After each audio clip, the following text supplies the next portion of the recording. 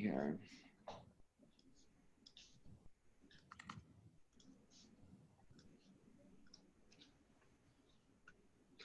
All right. I think we should get started here.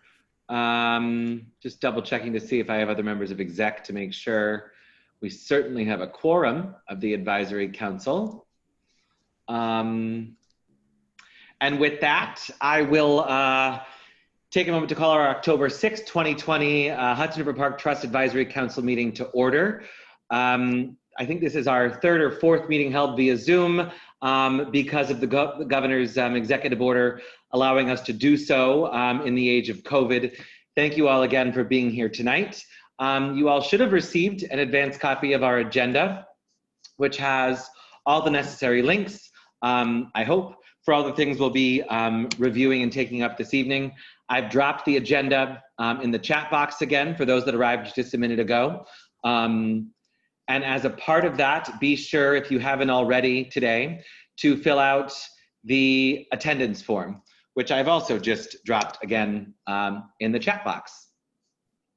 That made last month's meeting super simple to keep track of attendance, so thanks for doing that, and I think that'll be our new routine going forward. So, with that, any questions? Last month we held over the July meeting minutes, which were corrected and updated for the record. The July 20th meeting minutes were included, as well as the September 8th meeting minutes were included. Also, our meetings have now been put on the Advisory Council section of the website, so you can go back and watch our Zoom meetings on there for record keeping purposes. That's where they'll continue to live. Any questions on the July 20 or September 8th meeting minutes? Hearing none, could I have a motion to adopt those minutes? Motion to adopt. Thank you, Tammy. Is there a second? Thank you, Daniel. I'm going to ask it this way. Is anybody opposed? Abstaining? Thank you. The minutes have been adopted for the record. On the housekeeping items, just keeping that contact list on there. A couple of folks sent through updated contacts and emails. Greatly appreciate that. That's been reflected. The list is purposely meant to not be publicly changeable. I myself make mistakes on sheets and wouldn't want somebody to accidentally delete all those contacts and then we lose them. So feel free to send requests to me to update those contacts or anybody else on exec if need be, and we'll keep those names updated and that information free flowing. I wanted to also share the executive committee meeting met, gosh, I think it was a week and a half ago now, to discuss tonight's meeting agenda, some process for the council, the executive committee, all that good stuff. And just on minutes protocol, we think it's important given the fact that our meetings are recorded and those will be, again, on the advisory council of the trust website. In that section, that's where they're gonna live. Minutes will be kept very high level, very recognizing of motions being called, all that kind of stuff. And we also agreed that I didn't make a chance to share this tonight, that we think it would be a useful idea to begin allocating members of the committee to be taking minutes each meeting, sort of rotating those tasks out so everybody has a hand in crafting that. The first vice chair is the formal secretary, that's Daniel. So basically going forward, what we plan to do is allocate that ideally first by volunteers. Those minutes would then be reviewed by the first vice chair and the chair. And we put them out to you guys all for further review. Wanted to share that as an update on protocol, as that's what exec agreed to at our last check-in. On the meetings notice update, I'm pleased to report that all three of the community boards that abut the park, boards 1, 2, and 4, promoted, shared, publicized tonight's advisory council meeting in their community board newsletters. And going forward, they'll continue to do so. So we're really happy about that, given the huge open rate that all of those community boards have in terms of their email lists. And it's just one more way that we'll be promoting the advisory council's monthly meetings for now. And then finally, just Noreen and her team put together some letterhead. I shared the draft on that. I like things to be formal, so I really appreciate having this. When we send our letters to the governor, the trust, whomever, I think something like this is really important. I know it's simple, maybe it's a little bit vain, but I think this stuff matters. So if anybody has any comments or questions, feel free to raise them or to shoot me or Daniel or anybody else a note on that, and we can take it from there. Can I just say I love it? I mean, thank you so much. It looks Good great idea. and really appreciative. Here, here. Thank you, Noreen and team, for pulling that together for us. It means quite a bit. Any other questions on housekeeping or tidbits before we dive into the meat of the meeting? Tom? Yeah, I can't find my hand again, and I don't want to keep sticking it up in your face. Thank you. Where is the hand? So if you, let's see, there's a couple of different ways to do it, I believe, since I'm the host. Here, the easiest way to do is press participants at the bottom bar. Thank you, Daniel. Participants, yep, Yeah, and then you'll see a list of all the people. right. And under there's a bar. It says invite, mute me. Oh, it says raise hand. Yes, got it. Got it. Thank you very much, Daniel. Appreciate it. I was reviewing the open meetings law, and it seems to request that we inform the media of our meetings in addition to a mailing list. Do we have any like local media that we inform regularly about our meetings? I don't formally, but, and I obviously can't speak to this technically, a lot of the local media certainly open and follow the community board email lists. You know, I think everybody has different media contacts and media lists.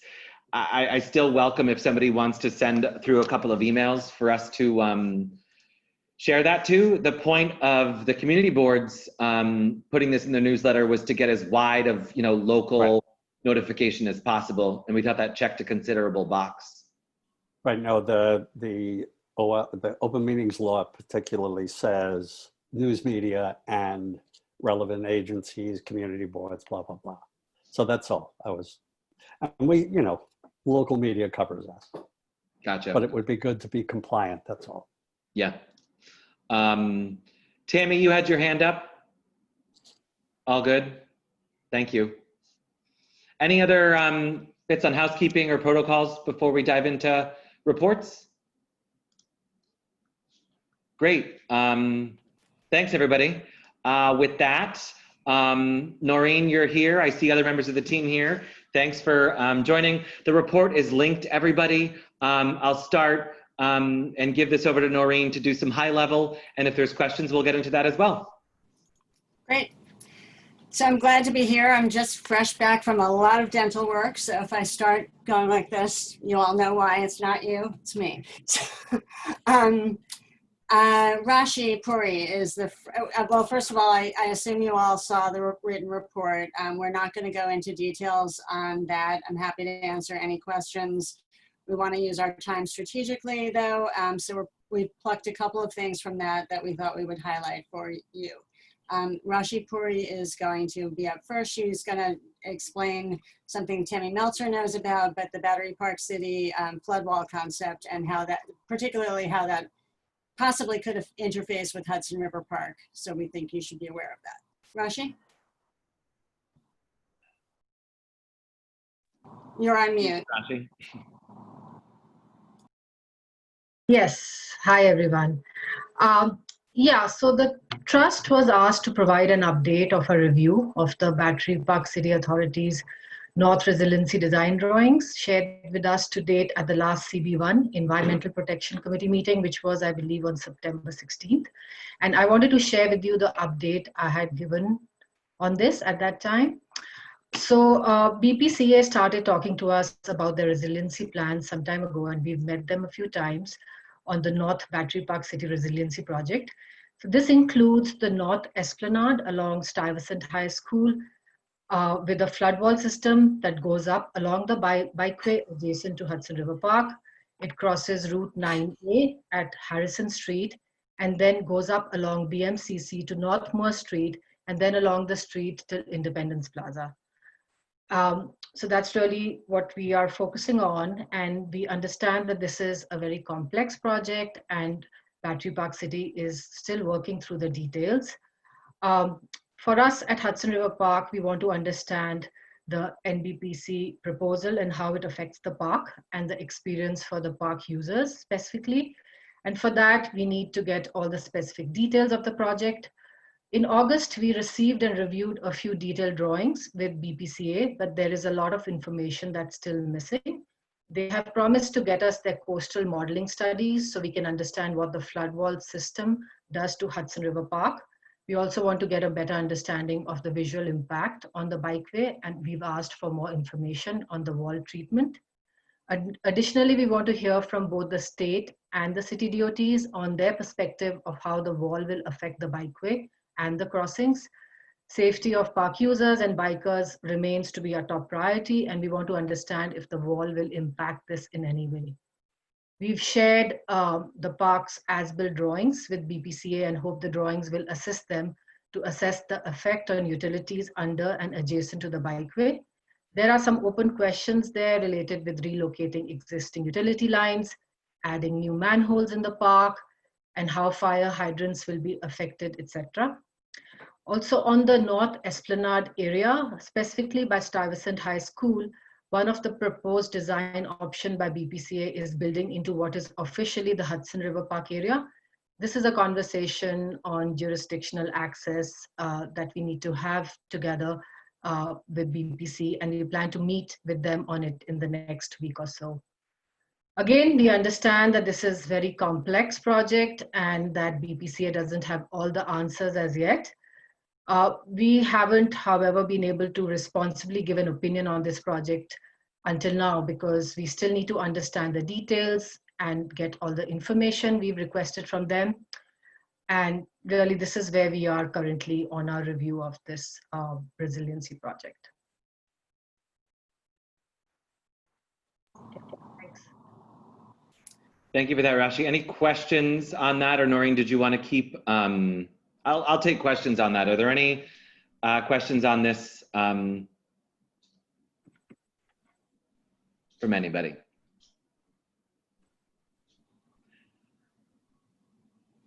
Okay. Yes, I would like to quickly, this is Richard here, Richard Corman. Sure. I understand, Rashi, that it's premature for a full assessment, but are there any particular issues that give you concern from the beginning, at the beginning of this assessment? I mean, sure, as I mentioned, one of the issues is on the North Esplanade area, because right now one of their design options is inside the Hudson River Park boundary. So that's something which we need to discuss with them about how that will go about, if at all. And then the wall itself, I mean, it's a 5-foot wall, which is permanent. And then there's another 5 feet once it's deployed. So it's a very tall wall, and we still don't understand clearly what it looked like. So we need more information on really what it looks like, what it entails, especially when people are entering the park, when they're leaving the park, how it affects the visual access to the park. So these are some of the questions. And obviously, as I mentioned, bike safety is really important when bikers are going along the bike path. I mean, would it be a problem if somebody, bangs into the wall, or will it affect sight lines? So there are a lot of issues which I kind of touched on that we need more information before we proceed.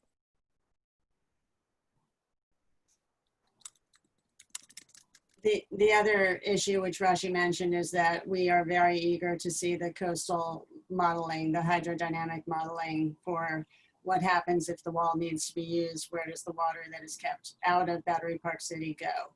And Battery Park City has promised to share that with us, but that is something that obviously the park has to think about. A couple of other hands, Andrew and then Daniel. Rashi, thanks for the update. You've mentioned there's information you've asked of them. Is there any information that they're seeking from you, either because they've asked it, or is there information you believe that the trust may need to proactively give them as they continue with their planning on this? Sure. So they had asked us for as-built drawings of that segment of the park, which we already provided to them last month. So we believe they have everything from us. There's nothing more which I know that they are looking for from us. Great, thank you. What's the timeline? What's the next stage, or how is this going to unfold over time? I'll jump in for a second. I believe that they would need to do an environmental impact statement or certainly some kind of environmental assessment. So they're doing, I think, I mean, and we're not this is not official, but from my experience, I believe that they're doing enough construction work or design work, engineering work right now so that they can responsibly prepare whatever kind of environmental review document they would need to do. That's part of, the discussions with us and the departments of transportation. Obviously, a barrier system crossing the highway is something that the DOTs need to weigh in on, how would that be done, et cetera. But BMCC, Stuyvesant, Hudson River Park, we're all big stakeholders. I think they're doing the necessary outreach to all of us right now to kind of educate us about the project and get a sense of what issues we would consider to have. And I know that they've been going regularly to Community Board 1 to provide updates on this. This is as Rashi said, this is the North Resiliency Project.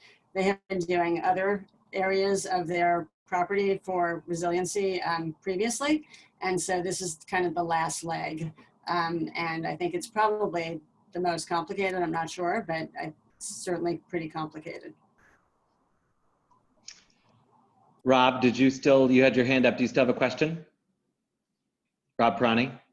I was just going to say some of what Maureen just said. My understanding is they're also in the areas that they've already advanced, they're doing some in-water ecological restoration work that we've advised them on. And so I'm told they're also interested in doing some work along that, the bulkhead close to Stuyvesant High School, as well as part of this project.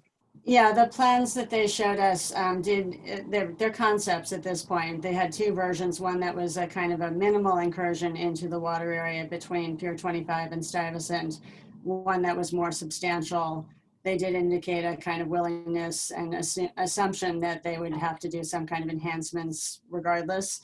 But jurisdictionally, that area is part of the park according to the act, including the water area. So there are a lot of puzzles to sort through for that, and that's a direct conversation that we need to have with them. So yeah, so we've, like I said, at their request, we put together kind of a science advisory board for the area around the Pier 8 Cove to talk to them about restoration work in that area. And so we had a team of folks and we'd be happy to sort of engage those folks again as this goes forward. Thanks. Thanks, Rob. Any other questions on this?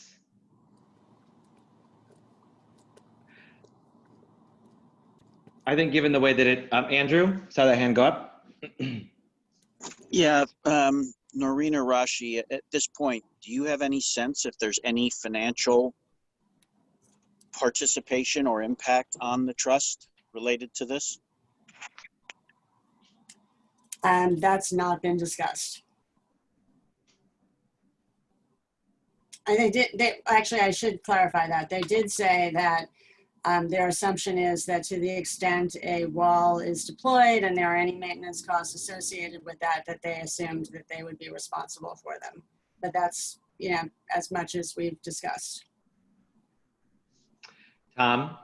Yeah, how about a little VIG for emotional distress? Can the park get some money out of this because it's a visual obstacle that's requiring staff time to deal with, you know, a little contribution.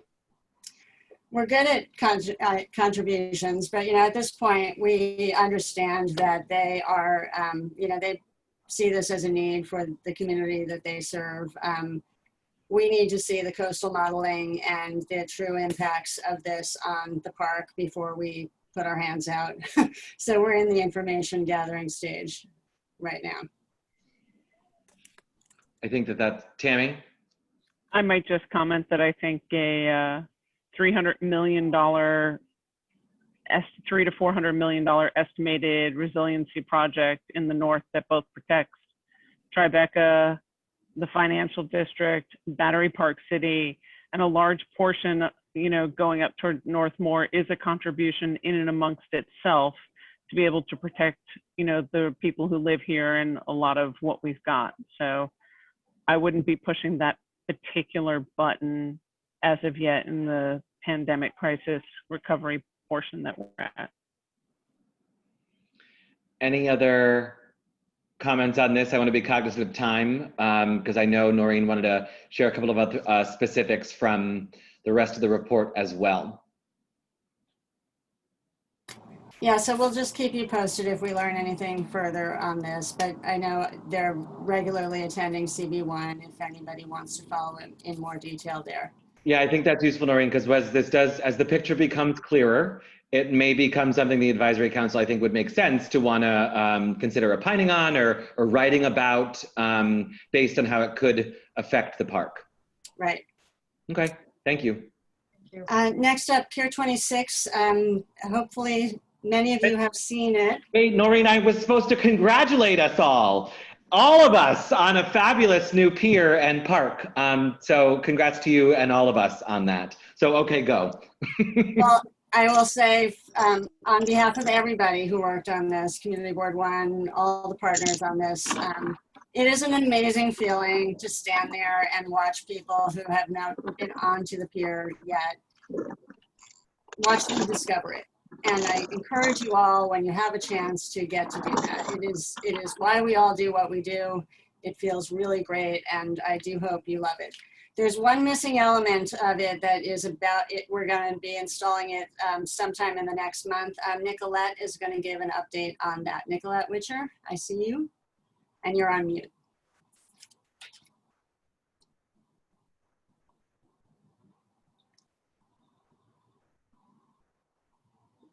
Nicolette? Let's see here. There we go. There you go. How about now? Can you hear me? We Good. can. Yes. All right. So, well, our beloved Pier 26, we've all come to adore it. At least I have. And it's so exciting to be out there and to kind of see it realized. And just to bring your attention to a few of the, well, some of the finishing details here, but also just the nexus to the future estuarium, which we're all really excited to move forward. But there's a little, I'll draw your attention to that red floating dock. So this is something we had presented to Community Board One way back in 2018, something we talked a lot about in those planning meetings back in 2015, 2016, when we were even figuring out the ecological and educational components of the pier and the surrounding area. And the intention of this environmental dock, it's very small in footprint, and it's really intended to really be a direct connection to the estuarium programming component. So as you see the little dotted line where it says future estuarium building, the idea here is time and again, River Project staff, our combined educational teams, we are constantly teaching with water samples, traps, live fish. And even though we have this amazing tie deck at the western end, there's really always been that need for kind of an instant kind of get some water samples, pull up some traps. And so we are installing in October and through November, we'll be installing this environmental programming dock specifically to serve the estuarium and the kind of the educational purposes of the pier and the pier program.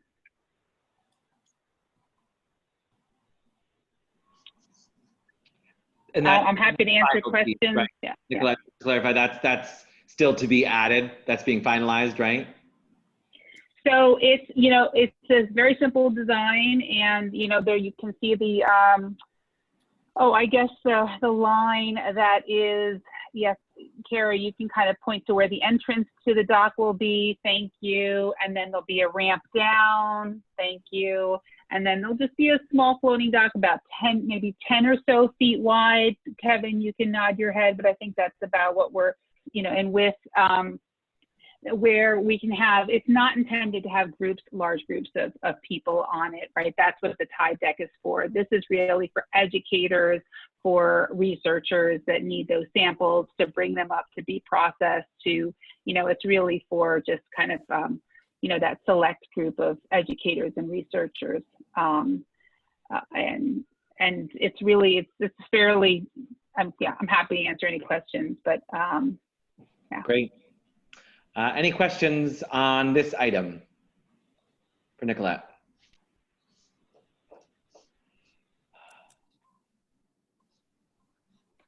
Can you point out the location of the estuaries from Rob Buchanan? Oh, estuarium. Thanks, Carrie. Yeah, there you go. Yeah. So. Is this more relevant in the Tribeca Enhancement Project report, or it should come? No, it's something that was a part of the Pier 26 project, and we're just telling you that while we opened Pier 26, this specific dock, the piles will go in sometime in the next few weeks before the moratorium that we have for in-water construction, and then the floating piece of the dock will come sometime in November. So we're just alerting you to that. And as to Rob's question around location of the estuarium? Yes. I think Carrie just put the pointer around the slide. There you go. If you can see her, the pointer is kind of circling around the future estuarium site. Oh, it says so. Okay, got it. It was covered up for me because all of you went to the right-hand side of my screen. So if you guys move if you move that around, you can see it says future estuarium building there, actually. Tammy. Do we have, thank you very much. Pier 26 is super exciting. We're thrilled that it's open. And I wanted to ask about the estuarium building specifically. I don't believe that we've seen any renderings of what the building would look like or the surrounding areas. So while that says future estuarium building, like what is it conceptually supposed to look like? Is it a passive building? What will be surrounding that building? How will it fit within the architecture that you already have on Pier 26? What will it look like? Things like that. So we don't have a designer for the building yet. So we don't know exactly what it will look like. The working assumption that is that it's a one-story building, elevated as much as possible to get it above the floodplain, which is what we're trying to do with all of the newer buildings that we do. We cannot have it block a visual corridor, so that basically determines the footprint of it given the surrounding streets. We have previously presented the science playground, and we can refresh people on that, but to the south of the square that Carrie was highlighting is a soft shape, a blob, that is the science playground. You've probably seen the pictures of the sturgeon play features in there. It's been, and basically there would be pavements probably similar to what exists between Pier 25 and 26. A designer would design a particular pavement scheme to attach those two things together. But those are really the two things. We don't have a building design yet for the estuarium, so we can't talk to you about that. But we're happy to refresh people on what the playground design is, if that's helpful at some point. It is, thank you. I just wasn't sure whether from around the building would be potentially ways to see below, into the water as part of the estuarium live, or if all of that interaction, if any, happens only on the programming dock. Well, we consider basically the entire pier to be an extension programmatically of what's happening in the estuarium. So the kind of outdoor classroom seating, Carrie, you want to point to that on Pier 26? That and the little spur overlook and the tide deck together, and then the walkway with the interpretives, all of that together feeds a program that would potentially be extended in the estuarium or not. You know, we talk a lot about how the estuarium should be a place for, the estuarium and the park should be a place for both spontaneous discovery of the estuary as well as organized trips. And so we want all of it to do the same, you know, both of those functions programmatically. And that's part of what the exercise that we went through with Cambridge 7 was about, to think about the tanks and so forth. But in any case, we would love to be able to show you a design for the estuarium, but we don't have one yet. Mary.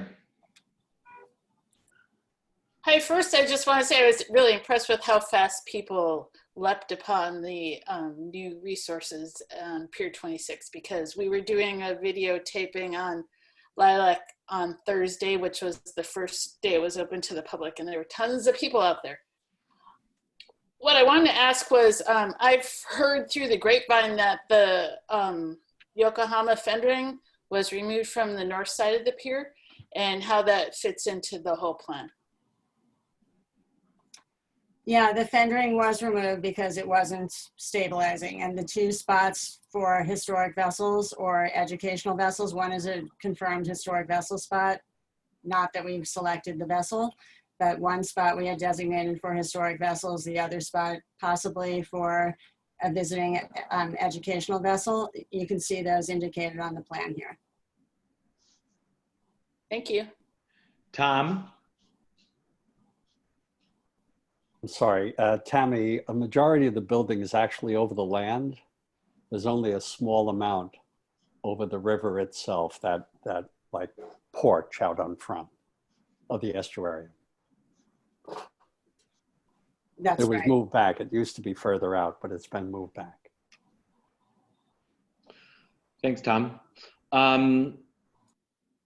Any other bits on this? Just want to continue to flag time. So, Noreen, was there a report? I think you had another item, right? Yeah, and we're going long. I mean, obviously, if anyone has a safety question, as usual, we're available to answer that. But I did think that people would want to know about composting, which has resumed. If you don't know that yet, it's very exciting.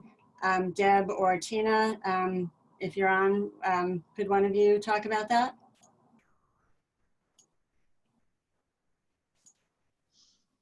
Sure. So composting has resumed at 10 sites in the park. This is the first time we've been able to resume it since COVID, and it also includes the expansion of 3 additional sites. So now we are also offering compost at Pier 46, Pier 51, and then in Clinton Cove at Pier 96 Boathouse. These sites are open 7 days a week, 7 a.m. to 7 p.m. every day. And they're a huge resource that are being used by the community. So we're excited to offer that again. As an extension to that program, we're also trialing and bringing back our in-person programming with a very limited pumpkin smash on Saturday, November 7th. It'll be very socially distant and limited registered numbers. So folks will have to register in advance. And then in their family units, we'll have the opportunity to smash a pumpkin. So that'll also help us add more food scraps to our system and continue to create nutrient-rich soil, which will enhance the sustainability and the health of our plants in the park. So you can learn more about that on our website and what food scraps are accepted. And of course, if you have any questions, I'm happy to answer them as well. As Madeline said at our board meeting, if ever there were a year when people might feel the need to smash something, this is it. So we hope you'll spread the word. Indeed. Congrats on that, and thank you for opening all those new sites as well. Delay, I saw your hand go up. Yes, I have a question regarding enforcement of mask wearing and the social distancing, especially now that the Pier 26 is opened? What is the park's policy and how we're going forward regarding this?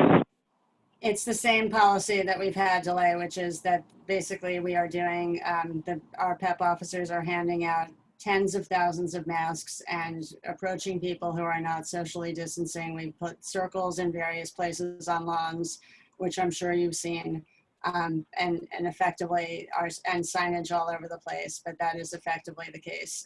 It is impossible to stop everybody that is not wearing a mask. So we have, from the beginning, really focused on education, on breaking up large crowds, and on distributing masks. And Dennis is on. And Dennis, did I miss anything? And how is No, it? I think you got it. And actually, even just last night, PEP was out and they handed out over 1,000 masks throughout the park. So they've been doing that in force, and it's quite a task to continue handing out. But they're more than happy to do it, and the city keeps supplying masks. So we're very good with supplies at this point too. Have you encountered any resistance?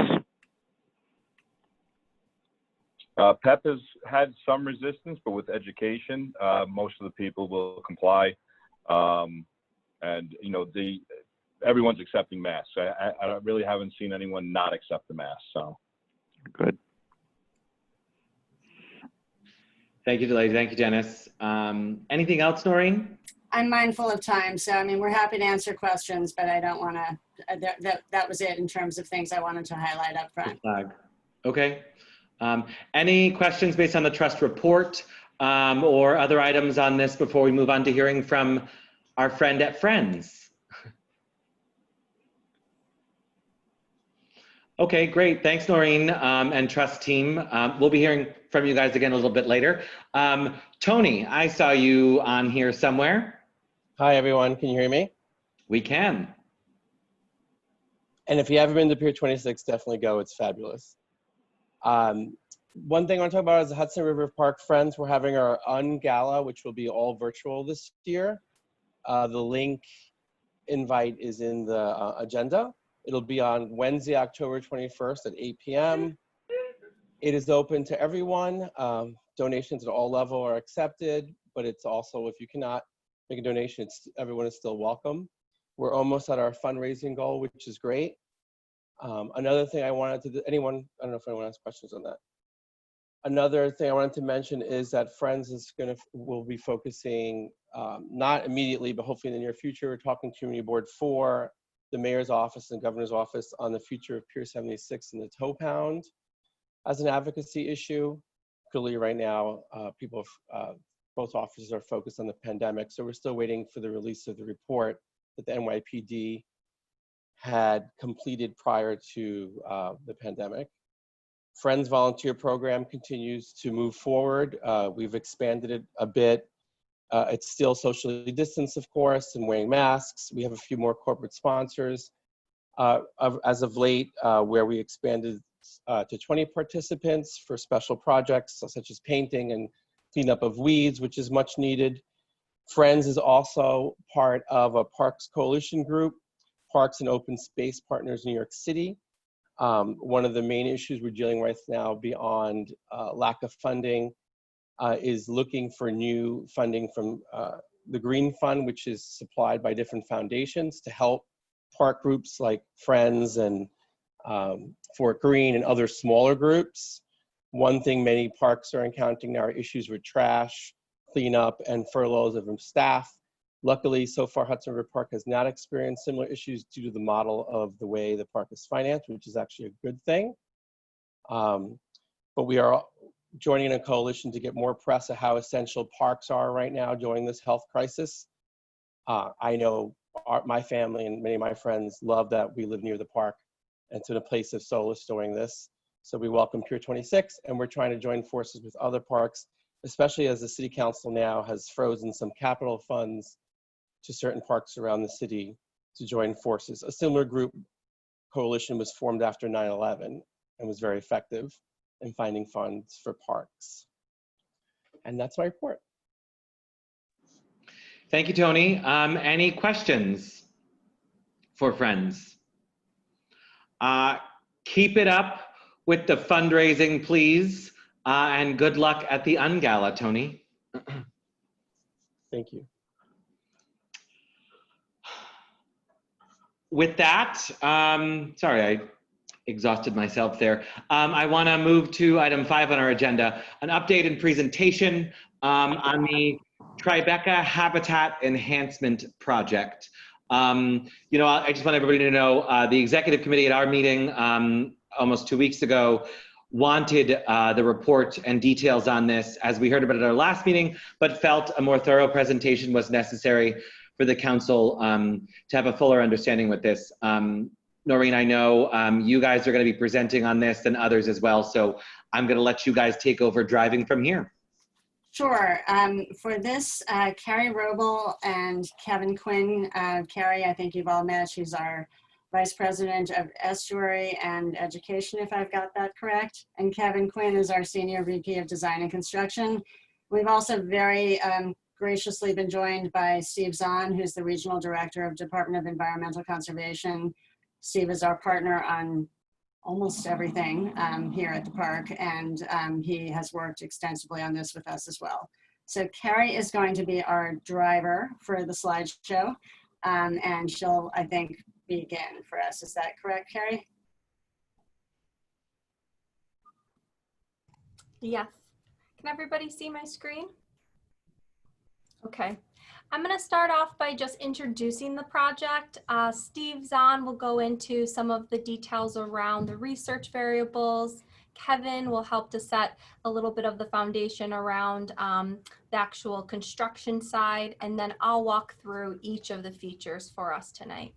So this project originated with Governor Cuomo's announcement of the Restore Mother Nature initiative on September 14th, 2019.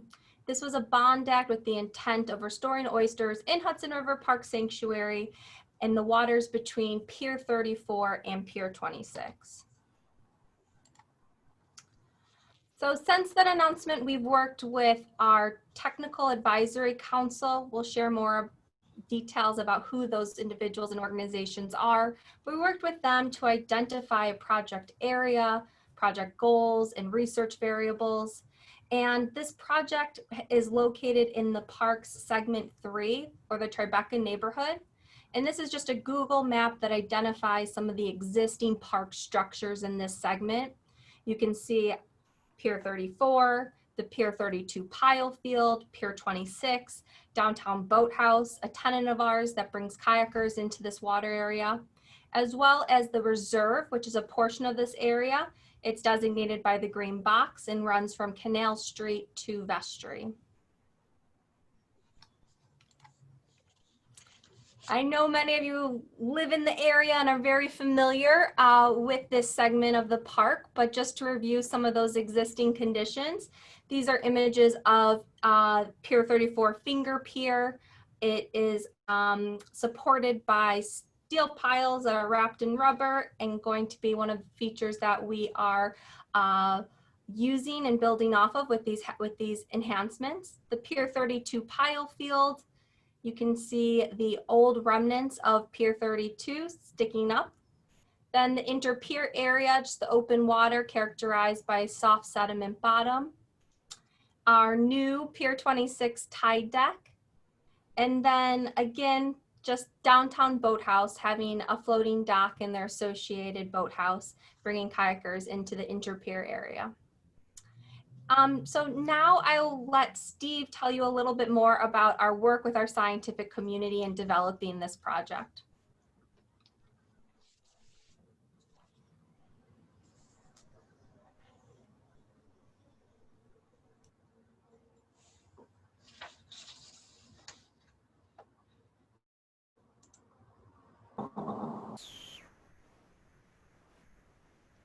Steve, you might be on mute. Yeah, can't hear you yet. Should be at the bottom of your screen, Steve, on the left side.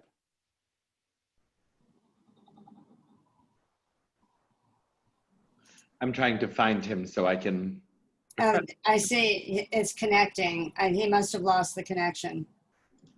If you look at, there he is. Steve? But now he's on mute. Let me try to find. There he is. Here I am, the techno wizard that I am. Yeah. Okay, let's see. All right, so thanks. It's good to be with you. Just to run through some more of this project. And I know Assemblymember Godfrey had a question. We're going to get into the reserve in a second. But as Carrie mentioned, the Technical Advisory Council is made up of a host of organizations that I'm sure all of us are familiar with. I know I've worked with just about everybody on that committee over the course of the last 25 years. So we've got a good distribution of public, private, non-governmental organizations that contributed to this, bring all the different perspectives necessary. I think for a task such as this, that, as Carrie said, the governor announced it with the Restore Mother Nature program back in September as one of the easy wins or first projects to get off the ground as a demonstration of what we could accomplish by focusing on restoring Mother Nature to benefit the community. So the project goals for this are pretty straightforward. If you really think about it, what got lost in developing Manhattan for the most part was, especially on the west side, is all the habitat diversity. You know, the streams, creeks, marshes, shallow water habitats, all of that basically disappeared and turned into what we have now. The loss of that diversity has had an effect on the utilization of the sanctuary by all kinds of marine organisms. So the focus of this project is to restore some habitat diversity. No, we cannot build the creeks and marshes that pre-existed, although the one at the end of Pier 26 is a pretty smart and clever way to try to get at that. But we can't restore those habitats up and down the river, but what we can do is modify what's happening within the river in a way that provides more habitat complexity, reestablishes a keystone species, the oyster, as a way to try to jumpstart some changes throughout that area. So the point with this particular project is this is a pilot. You know, with Restore Mother Nature, the governor identified this as a first place for us to set some elements down into place. Let's evaluate how effective those elements are in the different settings, because there's a much larger vision for the expansion of this kind of work throughout the sanctuary and frankly beyond into the Marine District throughout the state. I'm going to move on to the next slide. Thanks. All right, so as a pilot, there's a lot we have to learn from this project. All right, so we're going to be looking at and evaluating key variables associated with the physical characteristics, biological characteristics, water quality, all to evaluate the ecological performance of these features that we introduce.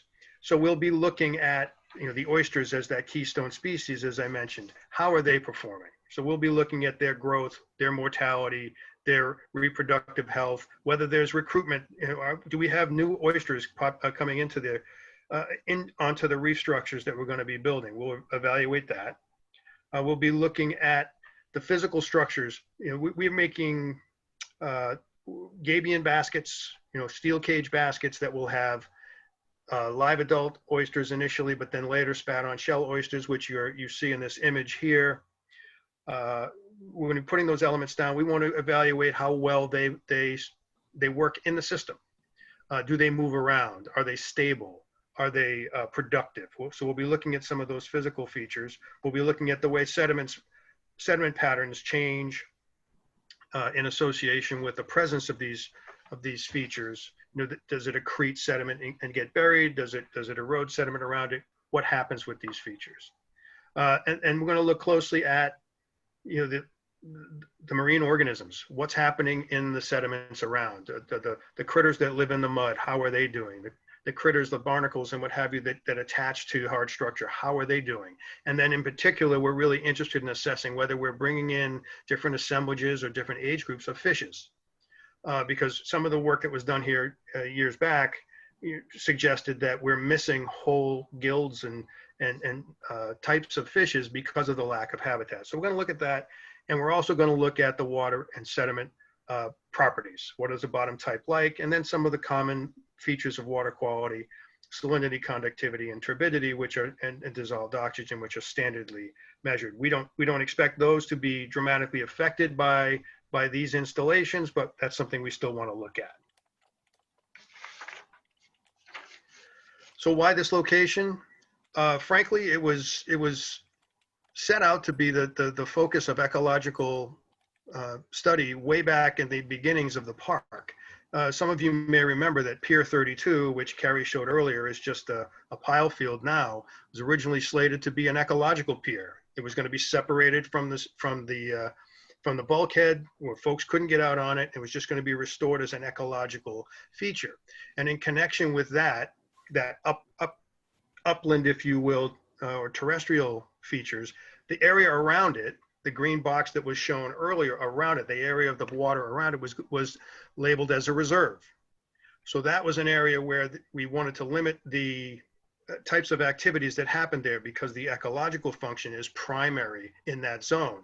So there's no motorized boating, no additional construction, less intensive activities such as human-powered boating is seen as compatible there.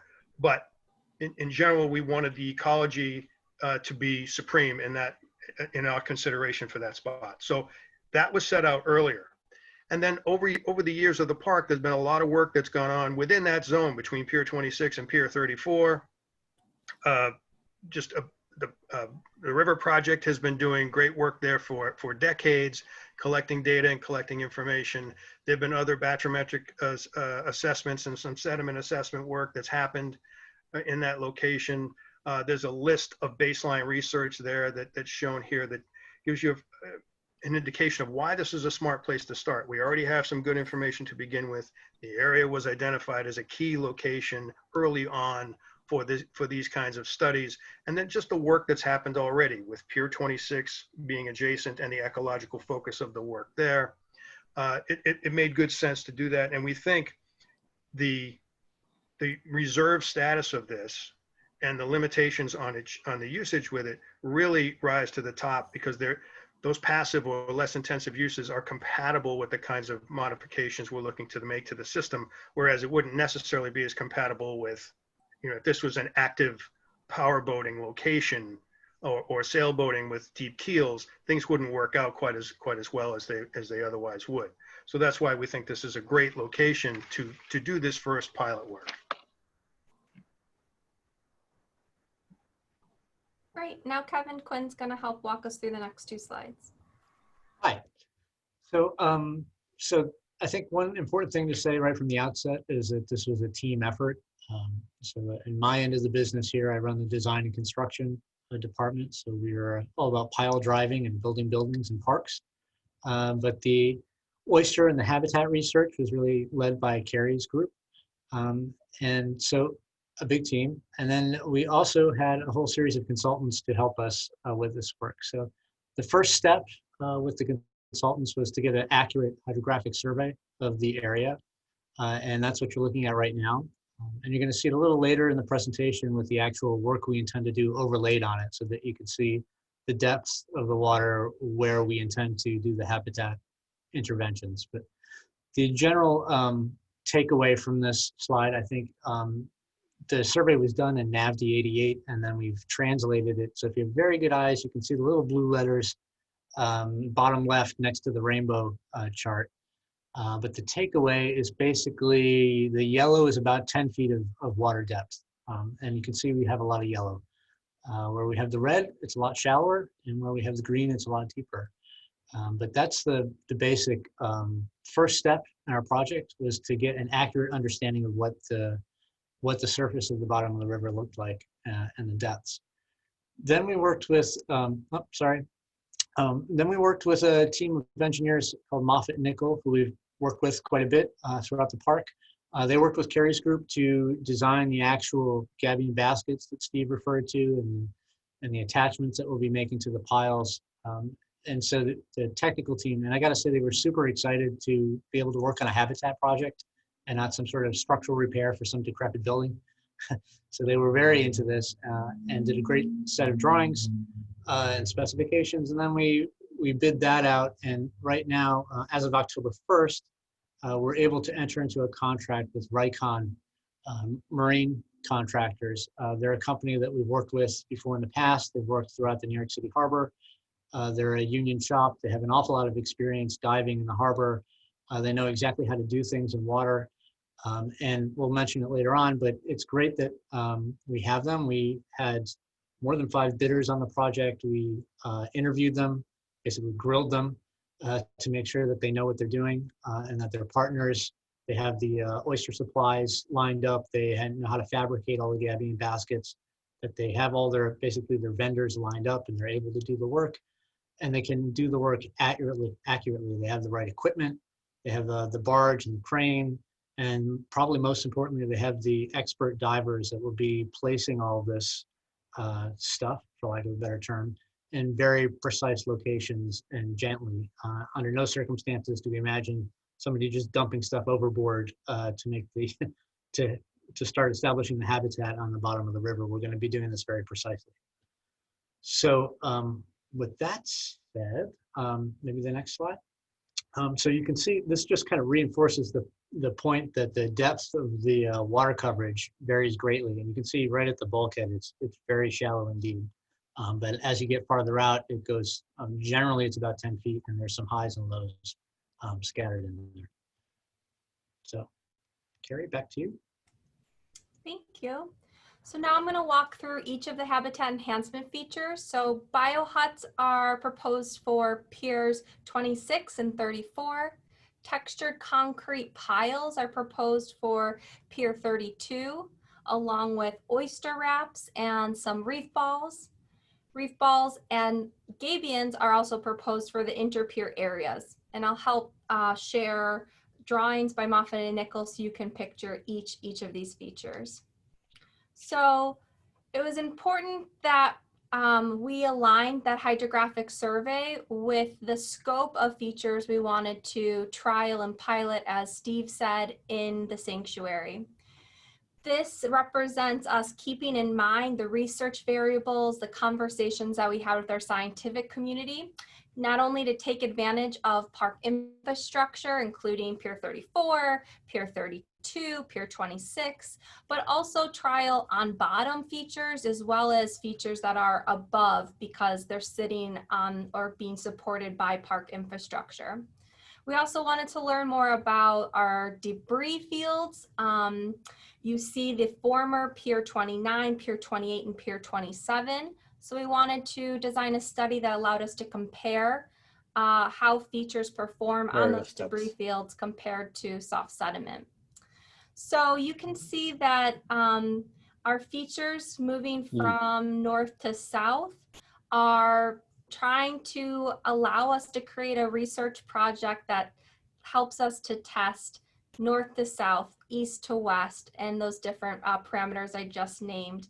And also to create a corridor. That was something that we spent a lot of time discussing as a scientific community. Our habitat has been so fragmented, so how can we work to build a corridor that actually allows mobile species to move from north to south throughout the estuary.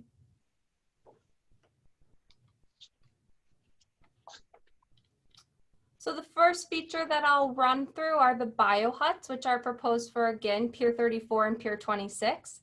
So biohuts are 3-foot tall stainless steel cylinders with an inner and outer cage that would be wrapped around piles at least a foot off of the mudline. And the inner cage is then filled with seeded oyster shell. And we've proposed to put up to 20 biohuts on Pier 34, which is located in this red box, and then 6 at Pier 26.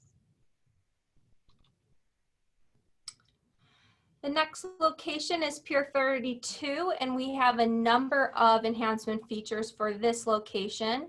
We know that our pile fields are incredibly important nursery for juvenile fish, and they're unique. They provide a vertical habitat because of these wooden piles with colonizing organisms. And so we wanted to enhance that.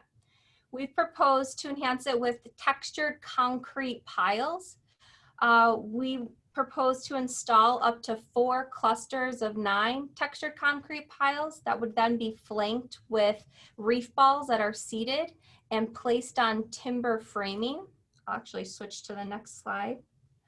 This shows the clustering. The rectangles are showing the locations, proposed locations of the concrete piles, and the circles are showing locations of the seated reef balls. In this, you can see how the concrete piles would actually be posted on top of existing piles. They'd also have a timber bracing structure or lattice at the top that provides opportunity for us to also hang oysters, hang mussel ropes. And then again, those are textured and precasted, but they're not seated, the concrete piles. So we felt like it was important for us to surround them and flank them with seated reef balls to help promote putting oysters again and helping to then hopefully seed those concrete piles with oysters naturally. And then lastly, we have had a lot of work in our region deploying gabions and reef balls on bottom. And our science community really wanted us to focus on the nearshore area and understanding the potential of this habitat enhancement feature, because we then have comparable data, for example, in Soundview and even up the river in Tappan Zee. So gabions and reef balls have been proved to be a very common but also productive enhancement feature. Therefore, we've identified 14 areas within the Pier 26 to Pier 34 segment and created just those polygons where we would deploy up to 112 in total, so approximately 8 gabions and reef balls. Gabions are depicted in this lower image with Governor Cuomo, and reef balls are at the top. The first one is just a naked reef ball, and the one on the left shows a reef ball that has been seeded and has been actually growing for at least a year or 2. And so we would be deploying a combination of gabions and reef balls in those zones. And gabions are about 2 feet tall by 4 feet wide, and reef balls are 2 feet tall by 3 feet.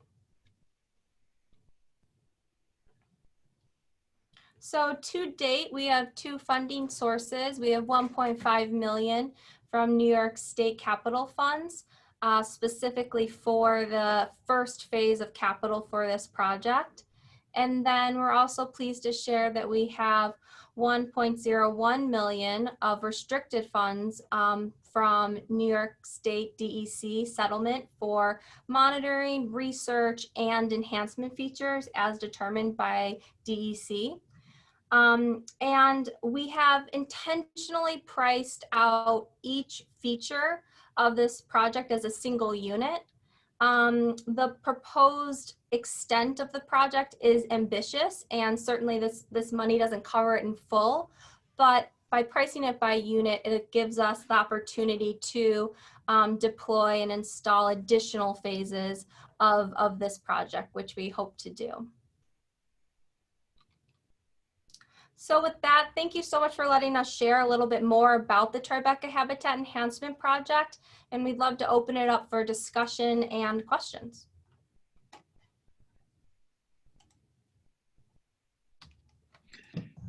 Thank you so much for that, Carrie, and Kevin and Steve, thanks for joining us.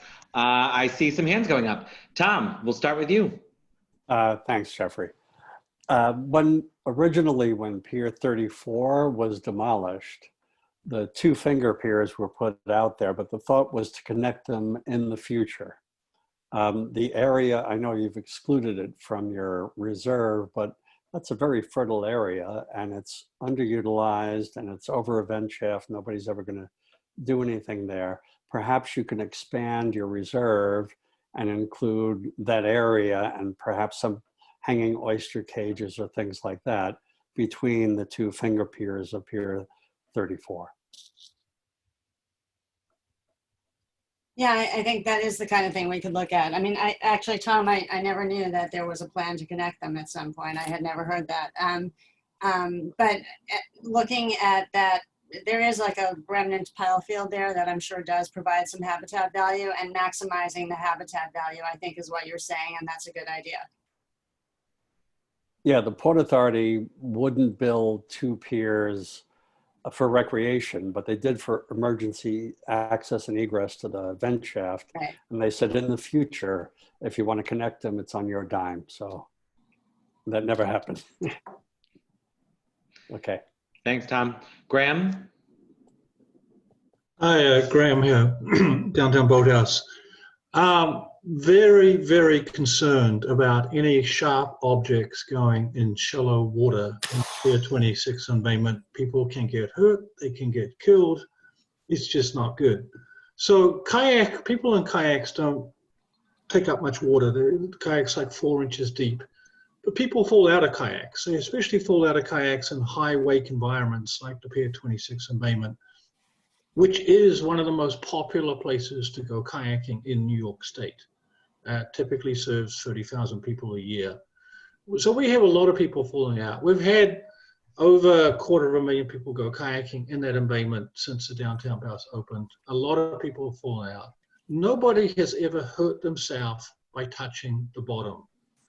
And most of those people falling out are in bare feet. They know this is not the suburbs. People are not coming in a car. They don't carry extra clothes with them. They put their stuff away in a locker and out they go. And some of them fall in the water because it's a high wake environment. A lot of them are beginner kayakers. So we'll look at anything that is within 7 feet of the surface at low tide is a safety hazard. And I understand it's a reserve, but it's also one of the most popular places to go kayaking in New York State. And if you read carefully what Governor Cuomo proposed, and if you actually listen to what has been said so far, the governor specifically said that this was to benefit the community. He was referring to people. If you've listened to the trust presentation, there's been nothing about benefiting people. It's been about the oysters. And this is the only access point to the harbor for the people in Lower Manhattan. So for the 500,000 people who live in Lower Manhattan, this is the only place they can touch the harbor. It is one of the most popular places for kayaking in New York State. So not really looking forward to a minefield in this embayment.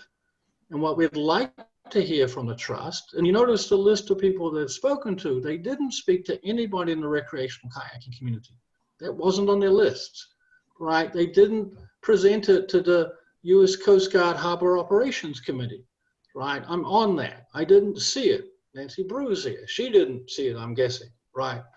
So you're plonking this minefield in this embayment, and I'm not happy. And so I need to hear from the trust how you're going to do what the governor said you should do, which is make something that benefits the local community. Graham, can I just ask, Noreen, before you jump in there, clarifying point. You said that your concern is we can't have less than 7 feet of water at low tide Yes. above some of these encatchments? Go figure. You fall out of a kayak. No, I understand your example completely. When people fall out, how much depth you would need to sort of safely have water below you. So, Noreen, Kevin, is there a distance slide, or is there an amount that, how much water will be above any of these structures at any given time, high or low tide? So, Kevin, maybe you want to answer Jeffrey's question first on that, or Carrie. But I mean, I think if my screen is enormous, I don't know who else can see this, but you can see that almost all of these features significantly exceed the concern level that Graham has identified. So let me start by pausing for a second to see if people are able to see the diagram. Kevin, can you just explain the color coding again in terms of depth? Yeah, sure. The basically yellow is 10 feet. And so as and the baskets that we're talking about placing are 2 feet.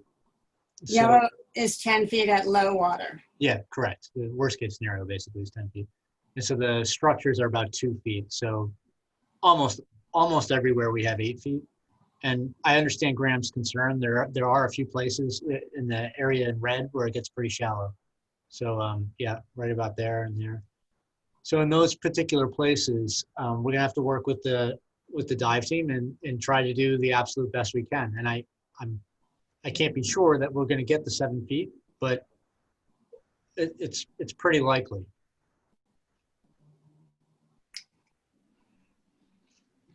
So, Graham, I understand your point that this is for people. And of course we agree, the park is for people. The park is also for creatures and people, and like our increasing, I think people do benefit by increased knowledge of the sanctuary. That is for people too. And so what seems to be being debated here is, and I don't think you mean it this way, but is, you know, can these things coexist?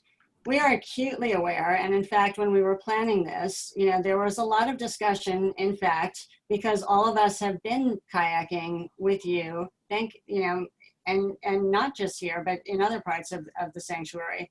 And we were very aware of how busy this is, and we were very aware of trying to deploy things in places where we did not think it was going to be in the way of any boaters or affect boaters' safety. And I think you can see that by the positioning of this and the depths that are mostly here, where, you know, if you're wearing a PFD,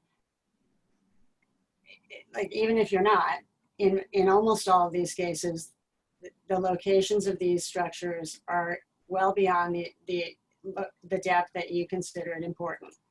I also want to just say that, you know, the park, land and water, there's always conflicting opinions about uses and which ones should have priority.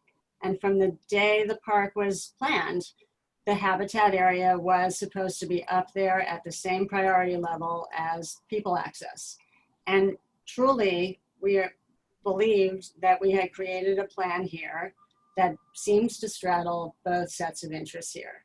So I see that there are questions being asked about why voters weren't consulted.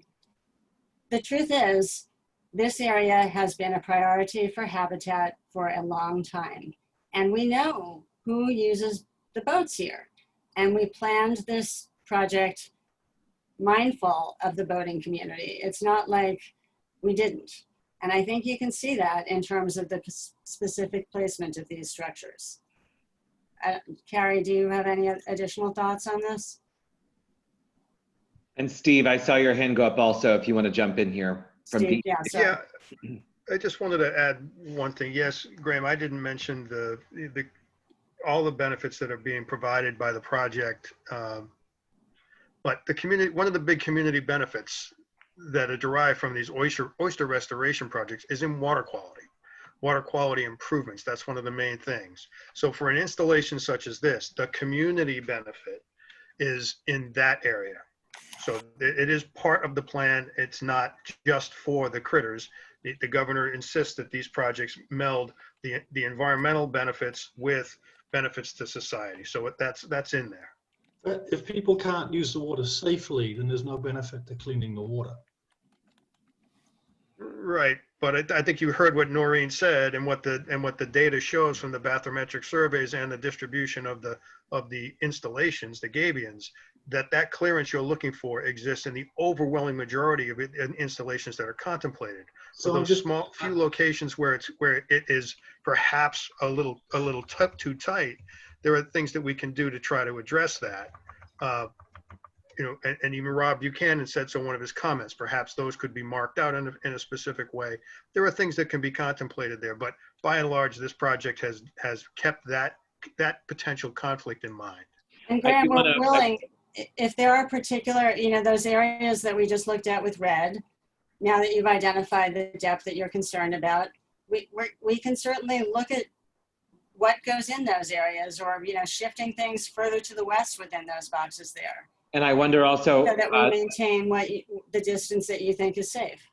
Noreen, Rob Buchanan had to leave, but he questioned whether or not flags or buoys could be utilized as notification in that area, and if anything is being contemplated in that regard. And then I see 4 other hands, so I want to jump to the rest of those folks as well. May I add one point about the community science piece? Just that these features, a portion of them will also be totally integrated into our programs with students and the public for monitoring. So the oyster wraps and perhaps the hanging features off of the lattice around the Pier 32. So that will help us to connect folks to the project in a real hands-on scientific way. Thanks, Carrie. Noreen, anything to add on that before I go to Rob Perani? Thank you. Rob? Hi, yeah, thanks. Well, number one, I just want to kind of, as a member of the scientific community and you know, sort of challenging some of my colleagues at the foundation too, I just want to, you know, touch on a couple of things that Steve said. I mean, this is a really terrific project that was well conceived from an ecological point of view, and I think is going to advance knowledge of the ecology and the restoration potential, not just in this zone, but up and down Hudson River Park and indeed throughout the Hudson River. You know, it's sort of in terms of thinking about restoration in hyper-urban areas around the country, it's at the cutting edge. And I think together with the estuarium is going to really help propel the park, and obviously all the work, you know, thanks to Carrie and Tina and Noreen and the rest of the team there, I think is really going to help propel the park to the position it should have, which is, you know, one of the great ecological reserves, urban ecological reserves in the world. So I just want to say this is, you know, it's a small piece of Lower Manhattan. It's a part of everyone's community, but it's also a great exemplar of what can be done in these environments on a national scale. So kudos to the team. And, you know, having said that, and I want to, you know, kind of, you know, certainly recognizing the incredible work that Graham has done to bring people out to the park and to enjoy the waters and hopefully to appreciate some of the ecology that's, you know, underneath the kayaks as they're going over the surface. You know, I think, you know, I'm really hopeful that an accommodation can be reached so we don't have to choose between these 2 great services that the park delivers to the community. I think, you know, I'm really hopeful that's the case. To me, I'm hearing that something's possible. I will channel my colleague Jim Lodge for a moment and say that it would be great if these oyster restoration features were located at a variety of depths, because we know these reefs in nature actually exist relatively close to the surface, and we know that sunlight benefits them and benefits some of the fish and other species that might grow on them. So, but hopefully they can, to the degree that a few of these are, you know, might be a hazard, hopefully they can be marked off and the kayakers can avoid them as they do. You know, as Graham has pointed out, you have to work around the existing pile fields and the shoreline and all the other hazards in the park now. And, you know, hopefully this additional small challenge is something you can overcome and work with. You know, again, appreciate the work everyone put into this. Thank you, Rob. I'm hearing some choruses for something we might be able to opine on. I want to be cognizant of time and get to the rest of our hands. And I think I have an idea for a letter, but let's, Tom, you're next. Yeah, I think the takeaway from all of this is that when we're planning a project in the future, we should involve all of the people impacted by the project, and this type of thing might not happen. You know, everyone's well-intentioned. This is a waterway we all have to share. And I don't see any reason why slight shifts in locations might not meet Graham's concerns 95% of the time. And we give Jim Lodge 1 cage in a shallow area. Okay, sorry. Thanks, Tom. Steve, did you still have anything to add, or we had you jump in there, right? Thank you. Daniel?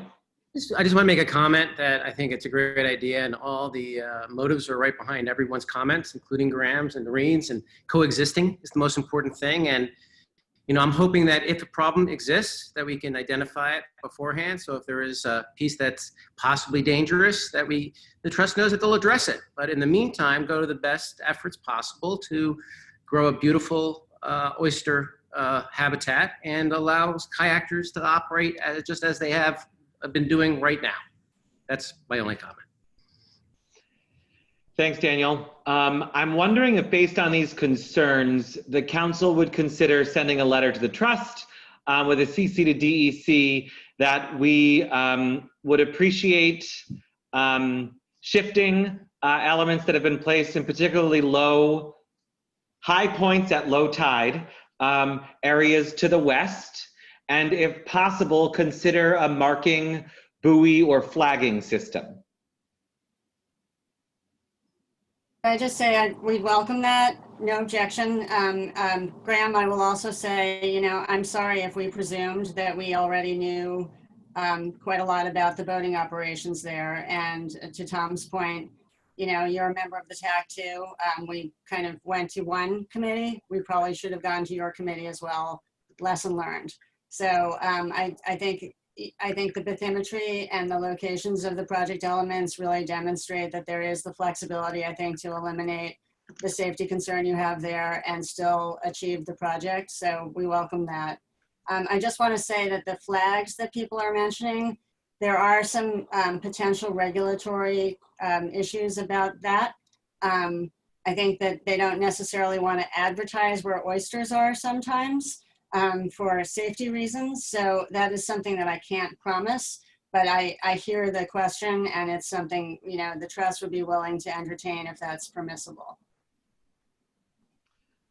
I know there's some things being flagged in the chat. I recognize that the river moves very aggressively, and people move once they're in the river. But I think if we're going to approach this from I don't know, if I see a flag, I'm probably inclined to stay away from it. Or if I'm curious, I'm going to get really close to it and find out why there's a flag there. So, Graham, I see you laughing. I second your idea for a letter. Thank you, Tammy. So I'm not going to make the motion, but if somebody wants to make that, I think this is something good to memorialize our support and concerns at the same time here. So, Tammy, I'll take that as a motion. Is there a second? Thank you, Nancy. Any objections to this letter? Abstentions? Okay, thanks everybody. Mary, was your hand up on the letter? I apologize, I just saw it. Yeah, I just wanted to ask that the language in the letter include consulting with the human powered boat community. If anybody has sentences they would like to suggest, I welcome those in earnest. Thank you.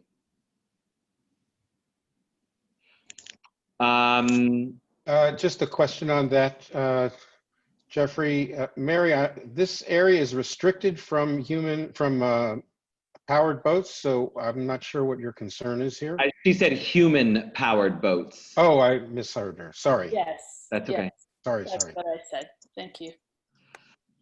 Thank you, Noreen. Thanks to everybody. I know the concerns here are germane and appropriate, but this is a tremendous stride for the environmental vision of the park. So kudos to your team and thanks to DEC for bringing this to life. I see lots of acknowledgement and applause. So bravo. I want to move to old business. There's a couple of items that are on the agenda as well as others that have come up in the meantime to my attention.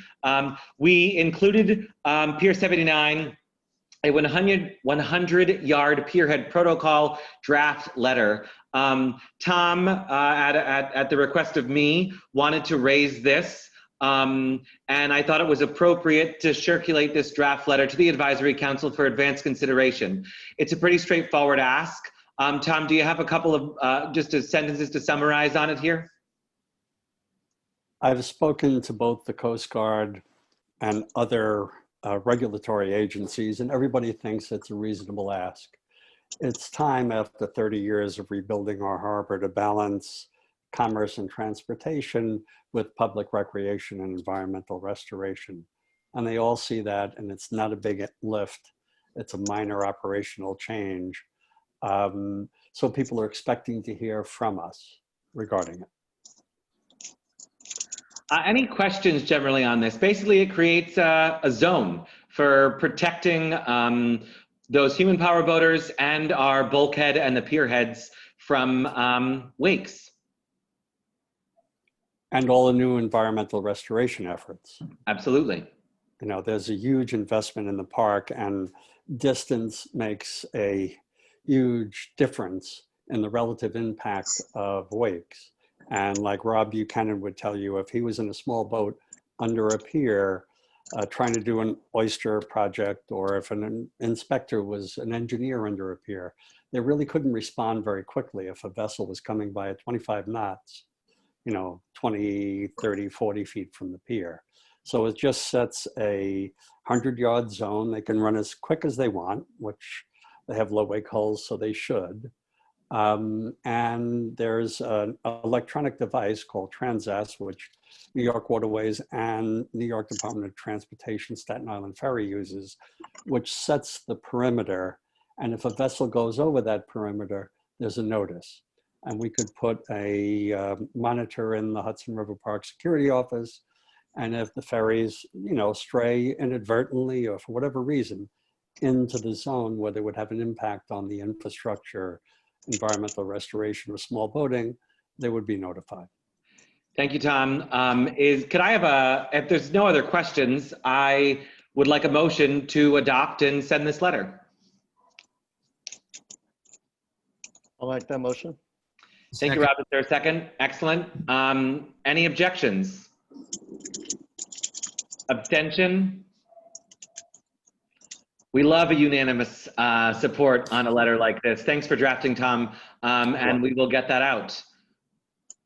Other bit of old business based on our last meeting, follow up with State DOT and the Greenway. I will admit I had an extraordinarily busy month and did not get to sending our series of follow-up questions to our contact at DOT. But the good bit is we opened the dialogue. The relationship has started. State DOT knows who we are. Parks, DEC.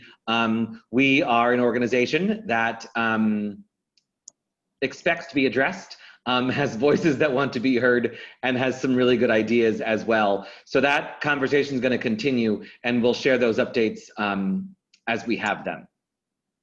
There were a couple of other items that I know came up to me after our agenda went out, and I've made a commitment that we're not going to add things to the agenda after that 7-day notice, just from a public standpoint.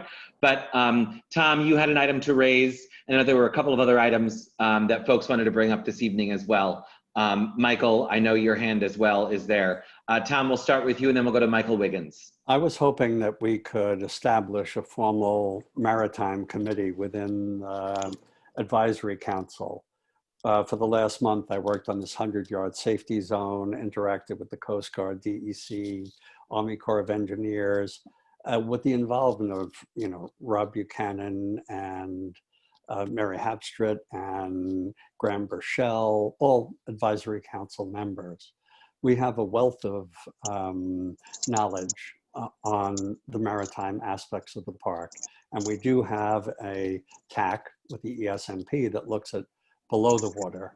I think it would benefit both the advisory committee and the trust if we took the brain power, if you will, of the maritime, the wharferettes in the park, and put them together to look at issues such as this 100-yard safety zone that impact the overall park.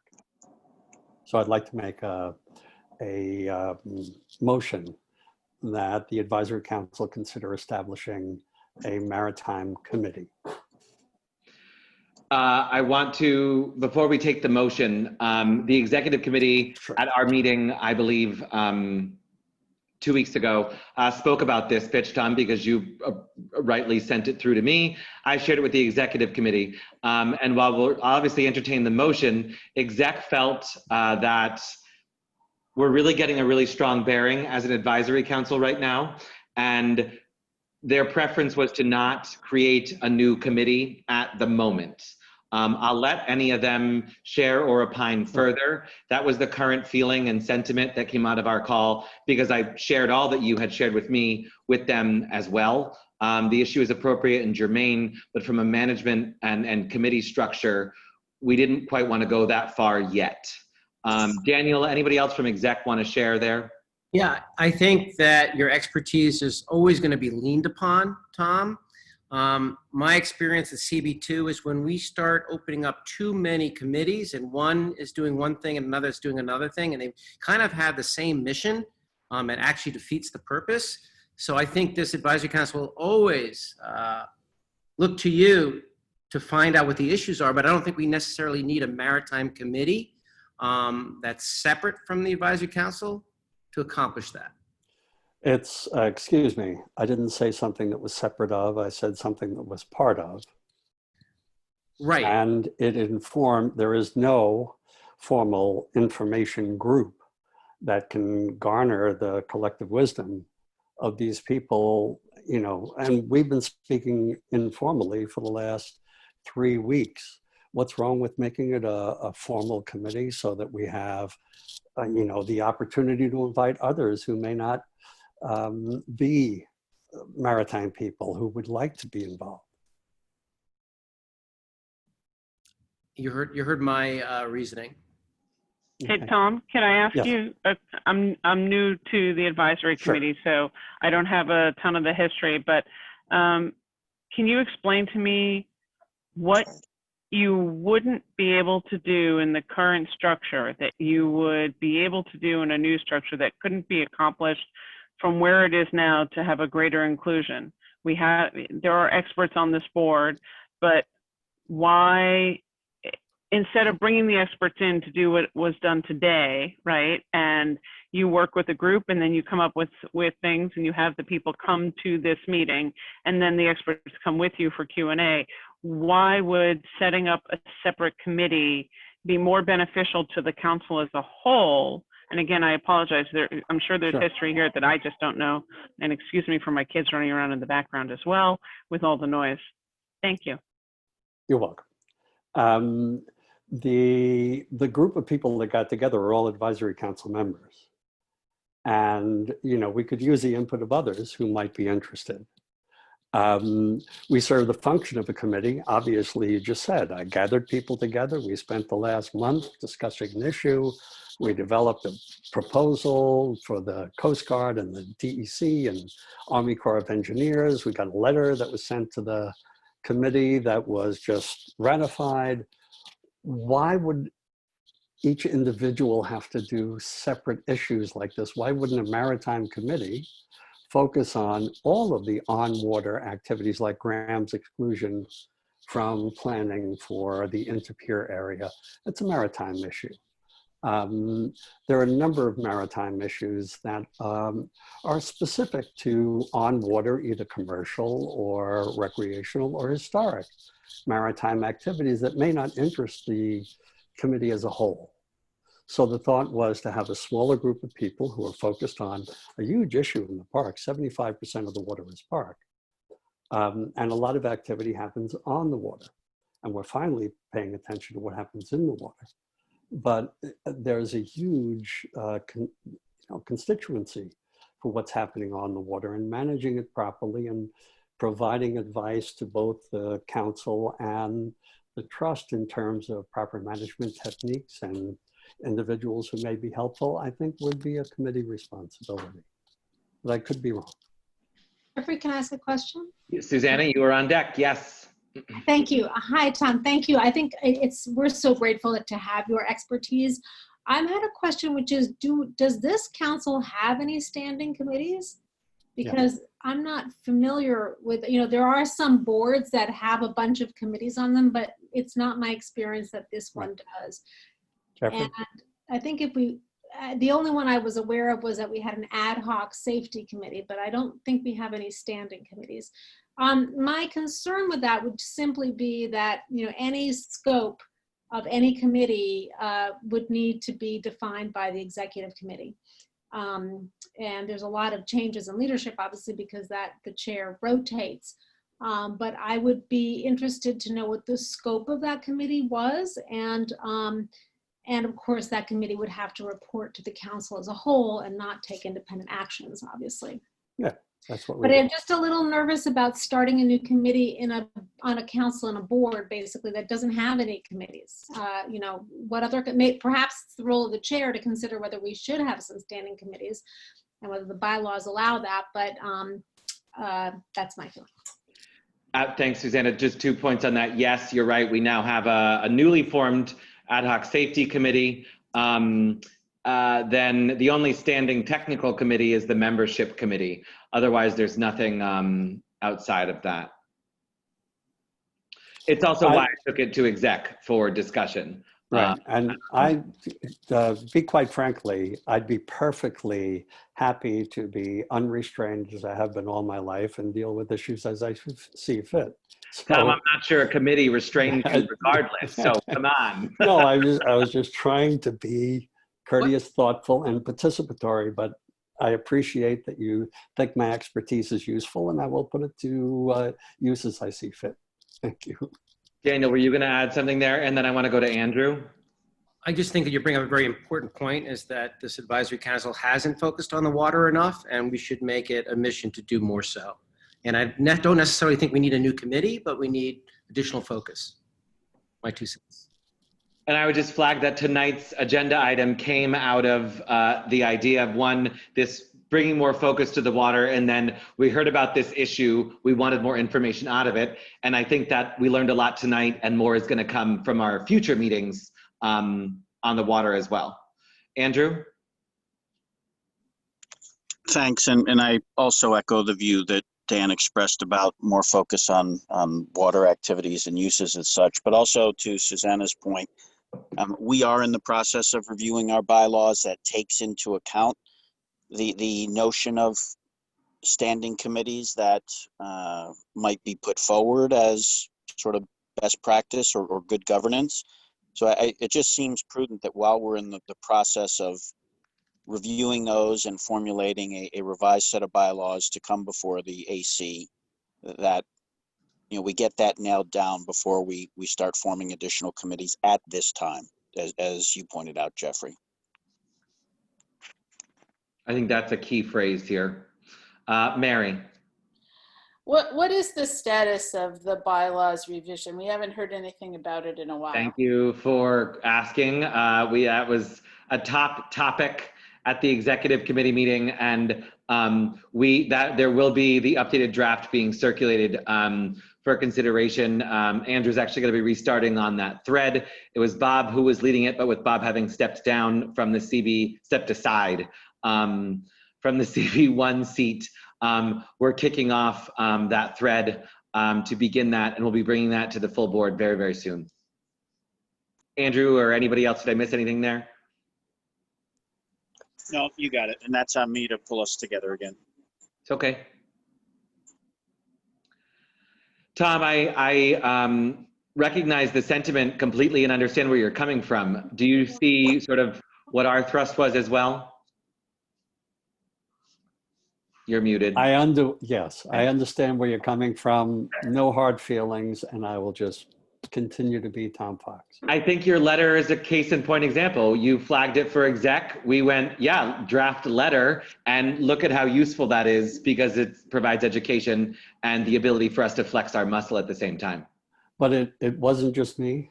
I know. Yeah, it was me, and Mary and Graham and, caring people who work together. Yeah. And Rob Buchanan. So I just didn't want to think it was, Tom Fox. There's a group of us. And I appreciate that. We hope to be helpful to the committee as a whole. Thank you. Michael. Hi there, everybody. I'm really excited about Pier 26. I was there today, so I just really want to shout out how exciting and beautiful it was, and congratulate you on all that hard work. I have one question that I've asked before. These are topics or questions that I'd like to dive deep into in the future with this group or in a committee space. I'm really thinking a lot about the funding gap that everyone is facing right now and that the park is facing. And I wonder, I guess this is for Noreen, and I think we may have a presentation on it next time. You know, what are the implications of that gap? What are we in danger of losing in a reprioritization that, you know, inevitably has to happen? I'm particularly concerned with the education programs because my next question is about diversity. I would like this group to address diversity. I noticed there's a lack of diversity on this committee, and I think there's, in the park, there's some challenges around diversity. And again, I think the education program is where I see the most diversity. I see every year so many young people of color being served by the education programs, and I think they're the future of the diversity of the park because of some realities that we can all, you know, acknowledge, we all know. So I'd like to talk about diversity and how we can increase diversity and support that idea of having this park be an amenity that's used by all New Yorkers, because that's, I think that was the intention, that is the intention. And I'd also like to spend some time or hear if there are going to be any, if we anticipate any changes in the vision of the park and the movement of the park because of the huge shift in leadership of the board that is occurring. And I'd like to get some information on that. So my 3 topics that I'd like to dive deep into with this group again are that funding gap. And the question there is, what can we do to help? And what are we in danger of losing? And how do we not lose it? Particularly concerned about education. I'd like to discuss diversity and how we can increase it. And I'd like to hear if there anticipate any huge changes in the vision and or policy or approach of Hudson River Park with this big change in leadership. I'll take the first one in that the exec committee did, we didn't come to complete agreement, but we did discuss the fact that we would like a finance presentation from the trust to understand the state of the finances, given the state of the world, not just the city and the state, but the state of the world. And so that is forthcoming. Noreen, I'm not sure if there's anything else you want to add on that point at the moment. Is that a November request for the featured presentation, or you'll let me know? I will most certainly let you know. I want to confirm up with my colleagues on whether or not we want to make that a formal item on the agenda. I want to give you due time for it. I just want to square away with them because, you know, turning around a finance presentation isn't easy when it comes to the trust. Right. No, that's helpful. You know, obviously we have had some cuts due to COVID, and there are other things that didn't happen due to COVID, such as the Environmental Bond Act that the governor had planned. So, so I do think that's an appropriate conversation. Thank you. Michael, on the diversity front, we're a membership organization. Certainly, as we approach the time to resubmit on membership, I certainly would welcome, I think everybody would, tossing a net that increases the diversity of our membership. Right now, you know, based on our current bylaws, it provides for it. It doesn't require any, you know, segment of diversity. Is that something we should be considering? I think so. I'd be curious to hear what others think on that front and how we can achieve it, because it's critically important. This membership doesn't necessarily reflect the visitorship of the park. How can that be better? Would be my sort of response to your flag on that. I don't have an answer. If somebody does, feel free to raise your hand. Noreen, I saw your hand go up. But if anybody else wants to share on that, please. Noreen? Yeah, I just wanted to say that one of the things that I flagged in the report, and maybe Michael, it was one of the, you know, because you've raised this before, maybe that was one of the reasons why we wrote about it, but the STEM diversity and inclusion panel is, I think, something I know you're aware of, but not everyone is, and not everyone is aware of some of the really intentional efforts that our River Project staff does make to try to be welcoming to all. And you know, I do think that other tenants and people in the park also have initiatives. Michael, you certainly do, but you know, maybe at some meeting when you decide, it might be interesting to hear things that other organizations are doing, and maybe there are synergies and other things that we can learn if we all intentionally talk about this at some point. That sounds terrific. That sounds like a good step. The other thing I just want to mention, Michael, your program at Little Island is a great example of what is working, and you might be able to figure out a way to share how you've been successful with what we can do in the park. I think focusing on education is really, I think, the key to that, because we're talking about the future. So I really welcome a conversation on it. I do not have the answers, no. But I know the intention is there and is shared by everyone. Thanks, Michael. Thanks, Daniel. Rob and then Isaac. Yeah, I just want to quickly recognize Tina Walsh and her efforts with us at the Harbor and Estuary Program on trying to tackle this challenging issue and increasing both responding to sort of diversity, the diversity of the community, and doing a better job of engaging with the diverse communities around the estuary. So Tina's really been helpful to us as an estuary program, not just in Hudson River Park, but throughout the estuary. So I just want to thank her for that, and just also support Michael for this effort. And our upcoming conference, the week of November 6th, is going to focus on this. And, Michael, I might reach out to you directly to talk to you a little bit about that agenda. Thank you, Rob. Isaac? Yeah, we at Dusk have an ongoing Soccer for All initiative, and I'm sure there are things we can share and work together and go in the right direction. Great. Michael, thank you for flagging this. Always appropriate, super timely given everything, but also the fact that we'll be looking at membership factor coming up. Any other comments or points or questions on this topic? Michael, thank you for those. Jane Carey from the Whitney Museum messaged and asked if she could share something going on there relevant to the park. And so I'm going to give her that time to do so. Jane? Thanks, Jeffrey. It's good to see you all again. I haven't been able to join your Zoom meetings for the last few months, so nice to hear the updates from the park and to see everyone virtually. So again, I'm Jane from the museum. Usually I come in person to these meetings. I do our community affairs. We have an exhibition that is closing on November 1st that I wanted to flag.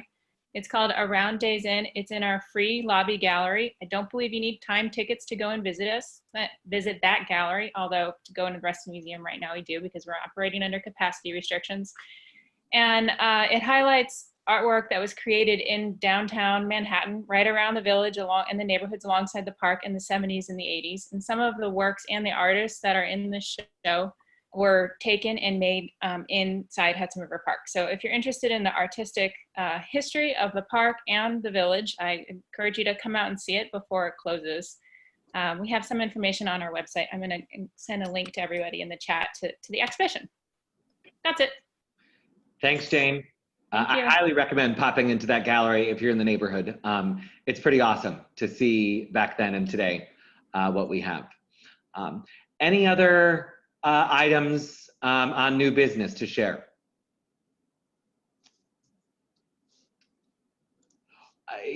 Silence is deafening. I'm hungry and I need a drink. So I thank you all for another super productive meeting. Thank you to the Trust. Thank you, everybody. You know where to find us, I think, generally speaking. Our next meeting date is on the agenda, and we'll see everybody then. Great meeting, Jeffrey. Thank you. Thank you, Daniel. Bye, everybody. Thank you. Thank you, Good Jeffrey. night, all. Thanks, everybody. Thank you. Thank you.